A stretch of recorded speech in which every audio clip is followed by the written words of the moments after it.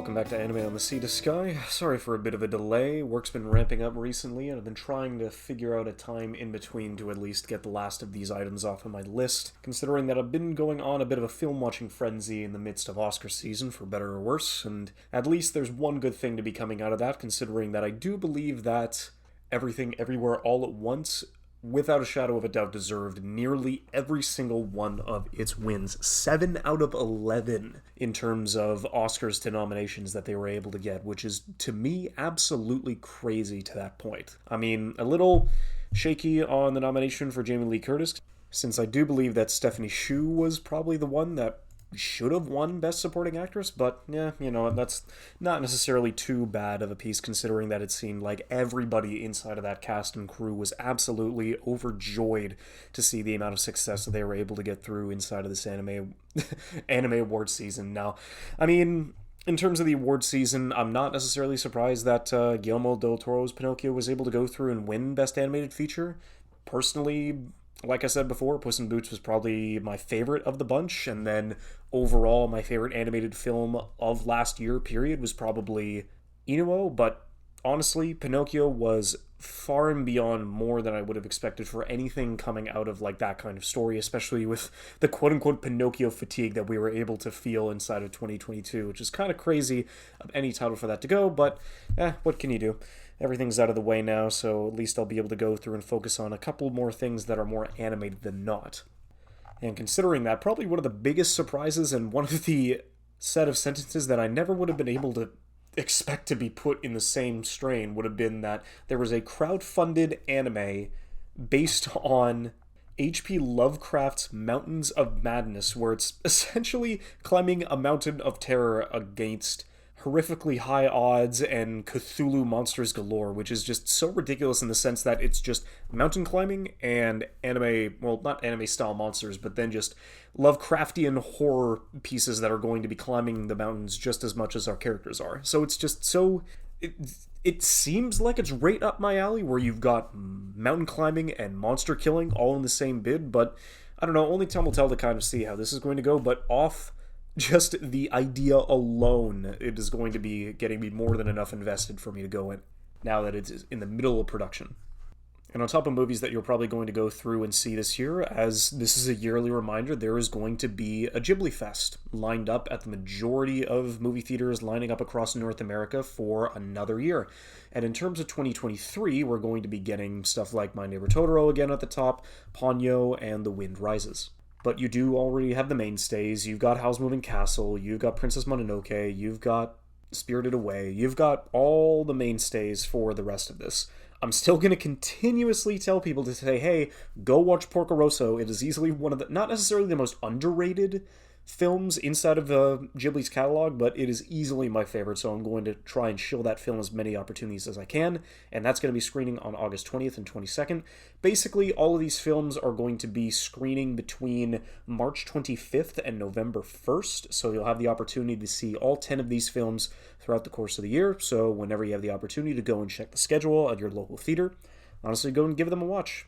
And to top this off, in terms of at least shows that I'm legitimately interested to see how they're going to be turning out this year, we've got the director for Freyr and Beyond Journey's End, as well as a premiere date, which in this case is going to be the fall of this year, as well as it being directed by Keiichiro Sato, who is lining up at Madhouse and is fresh off their success of Bocchi the Rock. It's being done by Madhouse. It is a straight-up fantasy show. Honestly, one of the best manga that I'm currently reading at this point. And to top it all off, it's going to be the next work being done by the Bocchi the Rock director.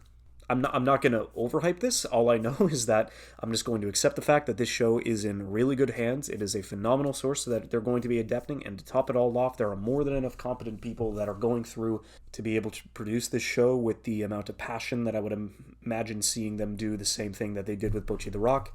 I mean, color me excited. And I guess one of the most recent pieces that ended up coming out, where it's not necessarily something that's like too important to my current anime fandom, but as the child in me that ended up watching Ultimate Muscle back on the 4Kids Saturday morning block, the Kinnikuman franchise is going to be getting a new anime for its 40th anniversary, which in this case, it was localized to Ultimate Muscle in North America back in the 2000s. I remember almost next to nothing about this show. The only two things I remember are like some of the throwaway lines inside of the initial opening where it's just, he could really save the universe if he only had some guts. Ultimate muscle. And it just continuously goes through and gets stuck in your head. And even though it's not going to be too much of an important thing to at least prioritize leading into the future, I'm still kind of curious to see how the rest of that is going to go, considering that I would have never expected this to get any new content ever. So, I mean, there you go. Now, before I end up going through the majority of the topics that I've lined up for this episode, I guess I do want to at least touch on the most recent HBO mega hit that's been lining up and just recently had its season finale, which is The Last of Us. And it's a really interesting kind of piece of media for me, considering that I understand that it's been 10 years since the game came out, and it's something that I only recently watched a video essay summarizing the majority of the two games, but even before that essay came out last year, I'd been drip-fed bits and pieces of information about the game, considering that I had never played it before. I had seen bits and pieces of the major events that were going to be lining through the first season. I was just curious as to how much they would go through, considering that at least the game itself takes a couple of dozens of hours, so I didn't know how they were going to condense that into one season. In this case, 9, but at least for the first season that we've been given and the second season that has already been announced, how they were able to condense the first game into one season, they did a pretty impressive job. Even though I didn't play it, it definitely felt like the last third of the series was really just blitzing along the last bit of it. So the pacing was great in the first half and then was a little rushed, I felt like, in the last half. But regardless, the quality of the characters and the writing and the world and everything that this kind of show is able to give inside the amount of time that it took for people to fall in love with this, even though trepidation was definitely key. We knew that this was written and show ran by Craig Mazin, which the last time he was able to do that for television was for HBO's miniseries Chernobyl, which is also a phenomenal series. Everybody should go check that out if you are even remotely interested in not necessarily the mysteries, but the history around that kind of chaotic event that changed the landscape of a good part of the continent. Then I would definitely go back and recommend giving this a watch, considering that The Last of Us definitely has that same, not necessarily documentary style of editing and directing, but it just has a really good way of bringing you into that world, not necessarily with the kind of logic that it operates on to tell us how this kind of planet-spanning event would occur, but in a way that just puts you right into the middle of the chaos and the despair and the hopelessness that you are able to go through and engage with and experience for the rest of this. So I'm definitely giving huge props to both Craig and Neil Druckmann, who was one of the head writers and creatives of The Last of Us game back in 2013. They all did a phenomenal job. Pedro Pascal is just easily one of the best portrayals of that kind of father character that I've seen in all of fiction. I mean, Joel, he plays Joel to such a phenomenal degree, where he is such a kind but selfish man. And even though the loss that he goes through inside of this show, the fact that he's still able to truck on is definitely more than enough of akin to the forever enduring bit of the human spirit. But honestly, the one who just easily steals the show is fucking Bella Ramsey. I mean, she was, every single time that she was on an episode of Game of Thrones, it was consistently either something would always come up where it's just she would give the dirtiest stink eye to anybody inside of the show that shared a room with her, and she always had like that consistent kind of stoicism and rebellious spirit that you would be able to go through the character, which is kind of funny in the sense that both her and Pedro Pascal were both in Game of Thrones. It's just that Pedro was only around for a season, and she was like scattered through 3 different seasons, but like with very, very little screen time. Like, even though she had more seasons than Pedro like easily had more screen time throughout the rest of it. So it was kind of interesting to see that they were both on the same show, just never in the same episode and never a part of the same cast to be able to be on the production together. And so it was kind of interesting to see where it's like, okay, so They both showed their stuff inside of Game of Thrones, both to varying degrees. And by varying degrees, one wasn't necessarily better than the other because they were both phenomenal actors inside of the roles that they were able to play. Like, they were huge bright spots inside of the show. It's just that for me, the only other time that I remember even seeing Pedro Pascal would have just been in The Mandalorian, because I hadn't watched Narcos because I knew that he had, at least after the fact, that he had the majority of the role down pat, since he's been able to play that kind of imposing figure to a really good degree. I guess the only other movie that I remember seeing him was in the Kingsman sequel, but that was basically it. That's all I knew about him, and he does a phenomenal job portraying Joel. And then I guess Bella Ramsey, the only other time I'd ever seen her before was in Game of Thrones, and so they both really knocked it out of the park. I really enjoyed seeing their dichotomy and their relationship grow over the course of the series, and they're just a really phenomenal duo. Like, easily some of the best character banter and just engagements that you've seen inside of like a main cast in a long time. I just really enjoyed seeing them on screen, and I really enjoyed this season overall. I would definitely recommend giving this a watch if you haven't already, considering that it is definitely doing numbers, and like for a good reason. I would be remiss just to not mention it at all, considering that it was just a phenomenal television series. Depressing, sure, but still a phenomenal watch. And now to at least focus on the pieces of media that I was just kind of going through on a whim. It was something that I decided I wanted to do after I ended up watching Dune, considering that Denis Villeneuve, he's just easily become one of my favorite modern filmmakers, just period. Because very rarely do I come across a director or a showrunner or anything that can basically make lightning strike twice, regardless of the kind of content that they either decide to improvise through originality or adapt to another degree. And seeing him cover all of those bases at once, going through at least the majority of his catalog, was just like, okay, yeah, no, this guy has it. I'm really excited to see what he's going to be able to do next, especially with all of his future projects, especially with Dune Part 2 that is going to be coming out later this year.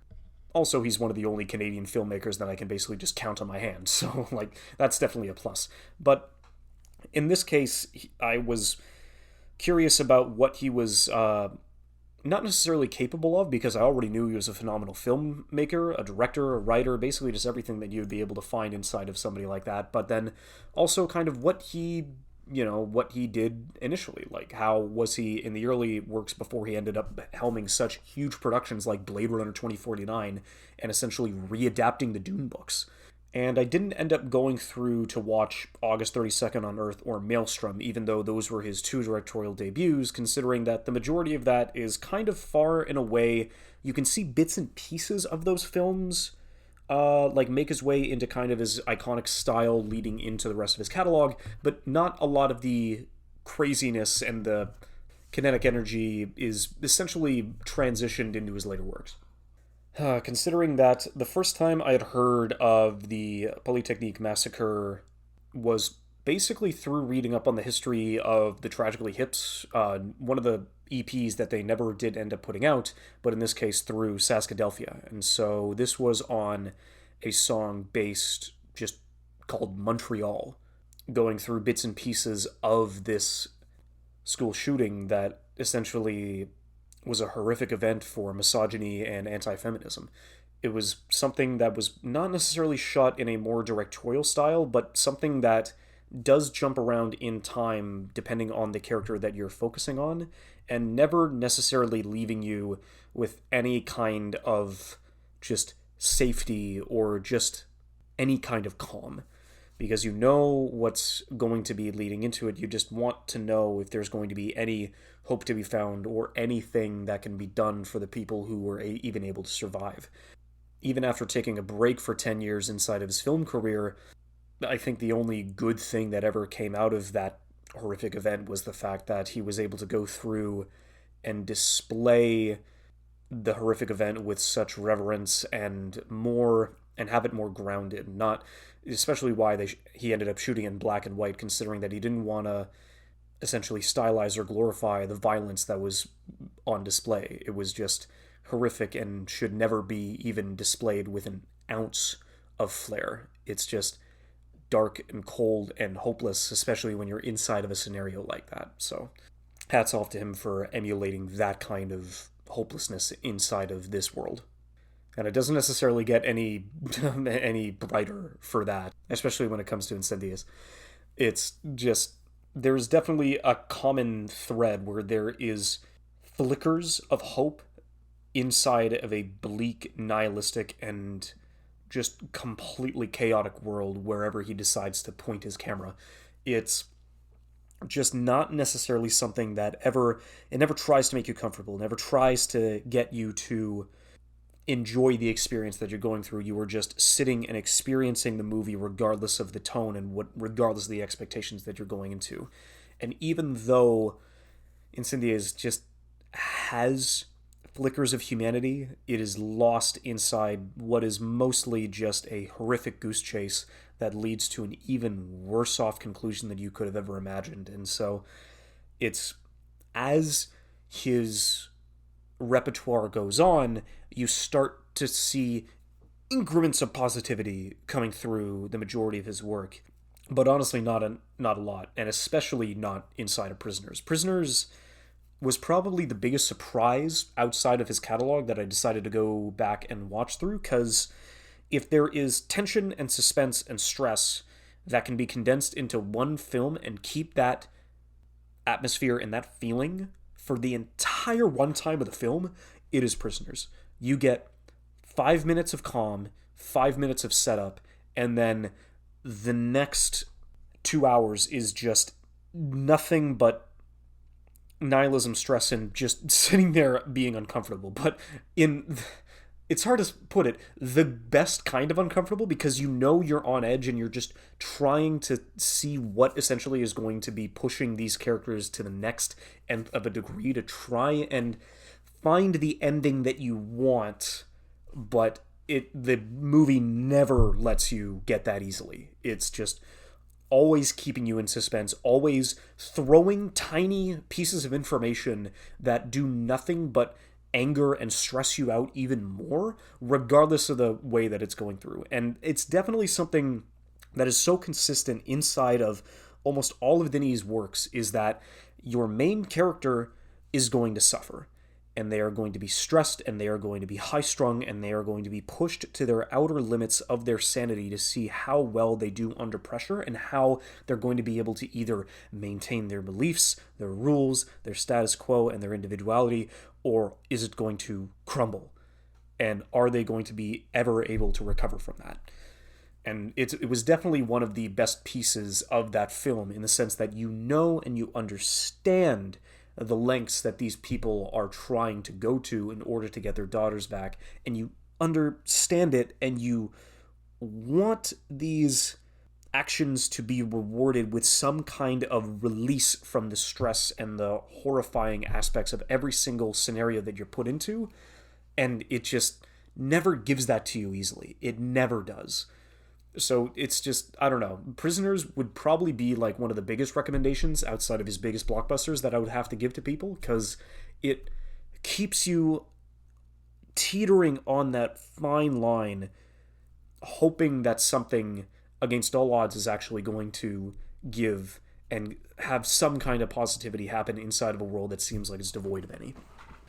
And then at least outside of that, Enemy, instead of being Prisoners' external, like, one-on-one conflicts, Enemy is just a conflict that is within oneself. And it's something that is definitely just running itself into the ground in a constant loop, and the fear of repetition is definitely a prominent theme inside of this film. I do appreciate the themes and the symbolism inside of this, especially dealing with the spiders and how that essentially catches not only the main character inside of a web and something that he's not able to escape from no matter how hard he tries, but something that also just keeps us strung and invested and trying to figure out why this is happening. What is the point? What is the end game here for essentially what Jake Gyllenhaal meets as this doppelganger of himself? And so it's just incredibly difficult to try and figure this out through the lens of something that's just happening inside of his own head and how it's supposed to be at least resolved to some kind of a degree, and if the choices that are made inside of this film are going to even matter in the end. And I definitely have to give it to Jake Gyllenhaal, considering that he was a really good, high-strung, stressed private detective inside of Prisoners, and then he does a phenomenal job trying to ride the line of being either faithful or despondent towards the one relationship in his life that matters. And so I definitely, it's Enemy is something that is more of a slow burn, and it doesn't really give you any kind of satisfaction like any of the other films do. So it's not the most enjoyable watch, but if you're really curious to see how to blend and meld in themes inside of your work, Enemy is definitely a good item to add to the list. Although, if there was one film that I definitely was expecting more of compared to anything else inside of his catalog, Sicario would probably be the one, considering that all I'd heard from this film is that, there's the border crossing scene, and then it is a really dark look into the cartel and how the majority of the borders that need to be crossed in order to have some side of order within the chaos leads itself into it. But it was definitely one where the scene happens, I don't feel as much, and I will admit I was spoiled at the end, towards the end of this movie, and kind of seeing it reach that conclusion didn't necessarily give me any kind of satisfaction, which of course it's not supposed to do that, but even just reading into everything else that happens in this movie, the only consistent through line is that, very much so, that the main character in almost every single one of his works just get thrown through the meat grinder, have their rules, their abilities, and just their sanity tested throughout almost every single scenario that they're put through, regardless of what everybody else thinks and regardless of how they're going to be cared of by just anybody else in the cast or not necessarily the crew, but just any other character that can just give them a shoulder to lean on. Because sometimes they do, sometimes they don't, and sometimes the characters themselves have to go through on this horrific journey alone and have to tag along with people that are only motivated by their self-interest and trying to get their job done regardless of the consequences and the lasting trauma that happens to any of the other characters. I just don't think that... I'm glad I didn't watch the Sicario sequel, because don't go into that thinking it's going to be like the same movie as the rest of it, as I've been told, considering that it's not the same director, it's not the same team. All you have is just Benicio del Toro. That's it. He's the only consistent through line through the rest of this, and even his good acting is not able to save whatever script that film had going for it.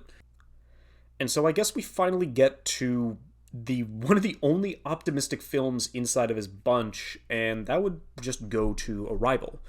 And Arrival was definitely something where I'm kind of glad that I ended up speeding this up, because it is essentially just a film about language and communication, and even if we had the words to, or the ways to communicate and explain to others, would that even be enough in the end to avert conflict and an ending in disaster?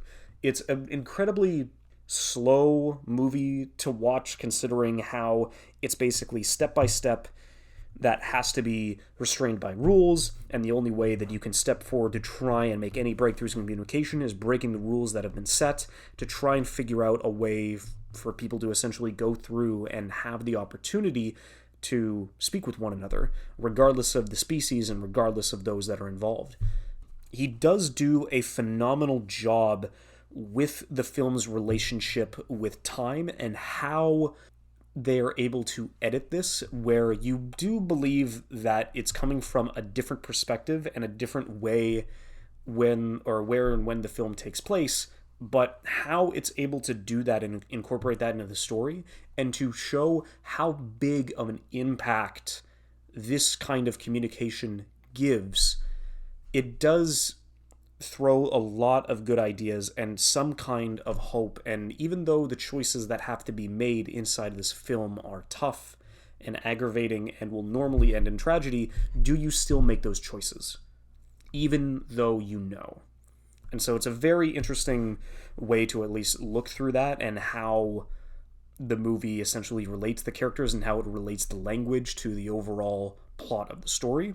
And so it honestly Probably not as big of a surprise as Prisoners, but I did really enjoy Arrival and how it's able to come to its own conclusions on how important language and communication is in the face of conflict and danger.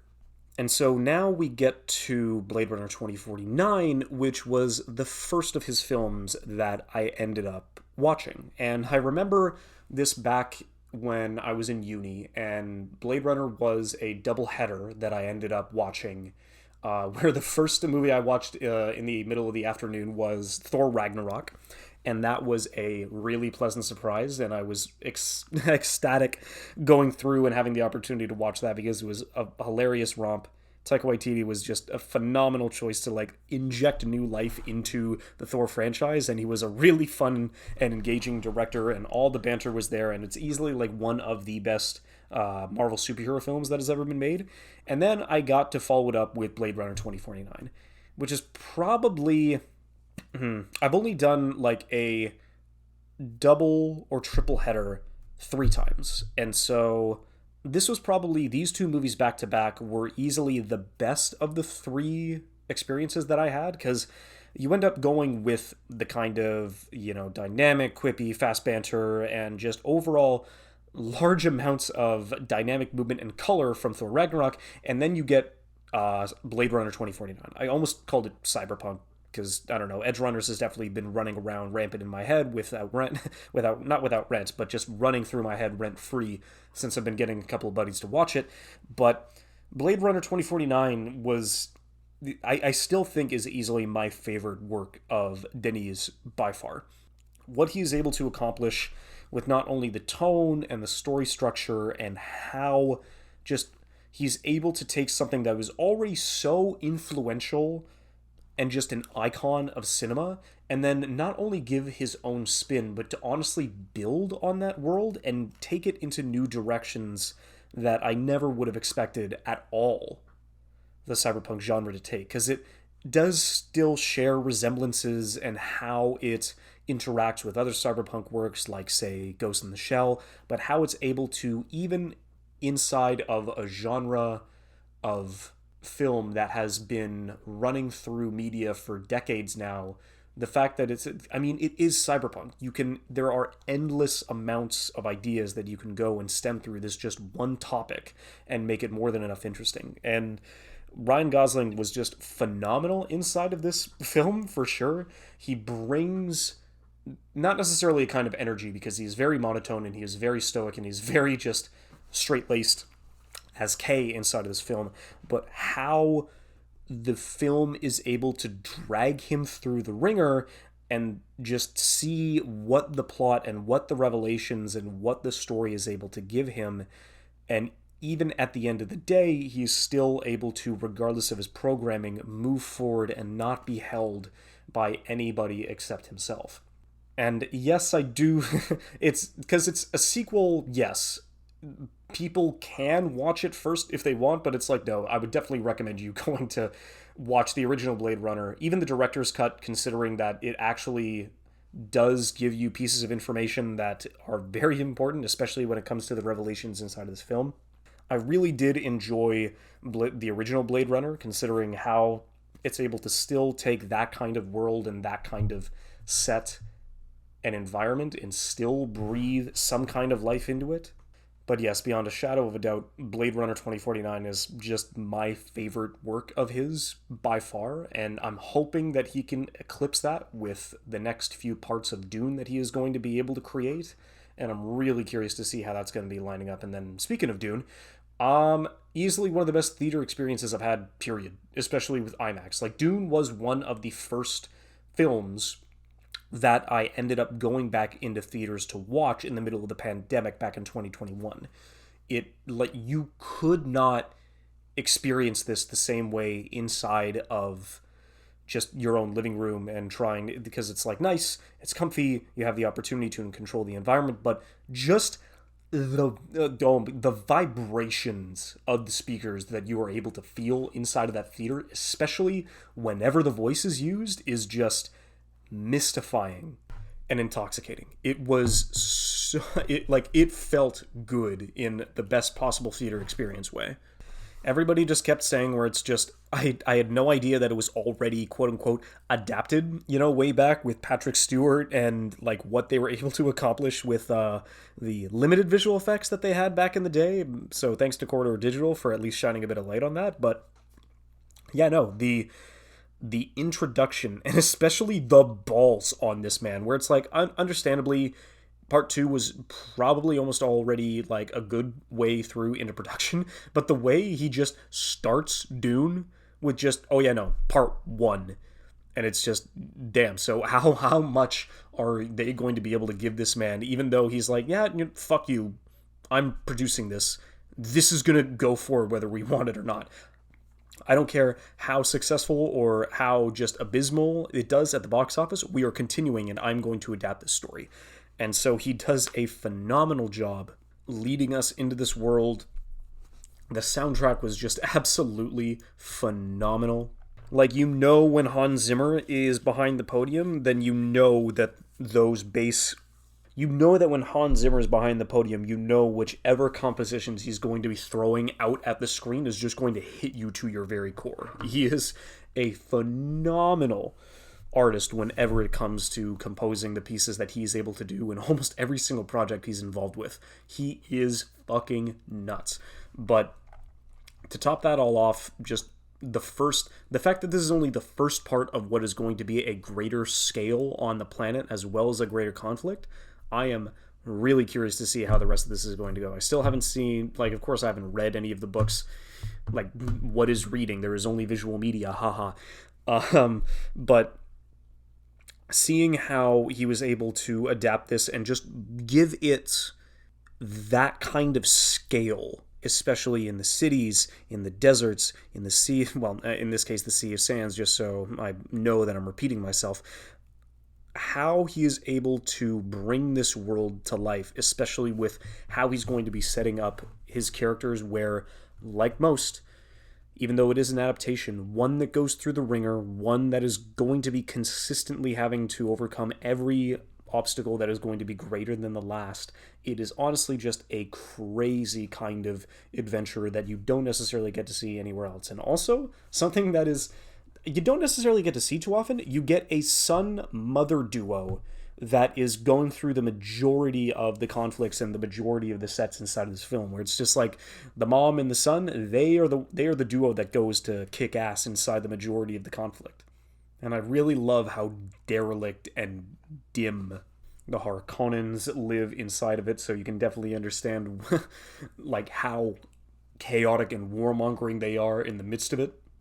Which, this is also a ridiculously star-studded cast. That was probably the biggest surprise to me, where it's like, oh, I've seen Josh Brolin, I've seen, Jason Momoa, but it's like, all right, we're just going to throw in Javier Bardem, we're going to throw in Zendaya, we're going to go throw in David Bautista, we're going to go throw in Stellan Skarsgård, we're going to throw in Oscar Isaac, we're going to throw in Rebecca Ferguson. And it's just it is crazy how many people that Denis has been able to go through and incorporate into his adaptation and into his world, and it's just a ridiculously star-studded cast for something that you never would have imagined to have a second chance in the cinemas. And honestly, I can't wait to see what he's going to be continuing on with this story leading through Dune Part 2 inside of November. But yeah, Denis, he is, like I said before, he is easily one of my favorite modern filmmakers to this day. I'm really curious to see what projects he's going to be going through in the future, especially with what he's going to be doing once he has completed his love letter to Dune. At the end of the day, if I had to give my top 3, it would still probably be Prisoners, then it would be Dune, and then it would be Cyberpunk 2049. Even though almost every single piece of his catalog has something to offer, I would definitely give those 3 a recommendation if you're looking for, entryways into his catalog. But regardless, I'm really glad to see that there are still Canadian filmmakers out there that are going to be given the chance to helm these major projects leading and going forward, and I honestly can't wait to see what he does next. So, happy St. Paddy's Day. Cheers. Have a good one.